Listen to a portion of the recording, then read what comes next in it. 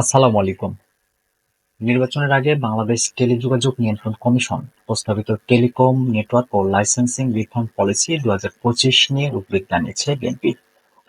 বৃহস্পতিবার দুপুরে রাজধানীর গুলশানে বিএনপি চেয়ারপারসনের কার্যালয়ে এক সংবাদ সম্মেলনে দলের মহাসচিব মির্জা ফখরুল ইসলাম আলমগীর এ বিষয়ে দলের আনুষ্ঠানিক প্রতিক্রিয়া জানিয়েছেন। এই নীতিমালার কিছু ইতিবাচক দিক থাকলেও এতে বড় মোবাইল অপারেটরদের একচেটিয়া সুবিধা নিশ্চিত করা হয়েছে বলে মির্জা ফখরুল মন্তব্য করেন। এ সময় তিনি আশঙ্কা প্রকাশ করে বলেন, জাতীয় নির্বাচনের আগে এত গুরুত্বপূর্ণ একটি খাতে তড়িঘড়ি করে নীতিমালা প্রণয়ন গ্রহণযোগ্য নয়।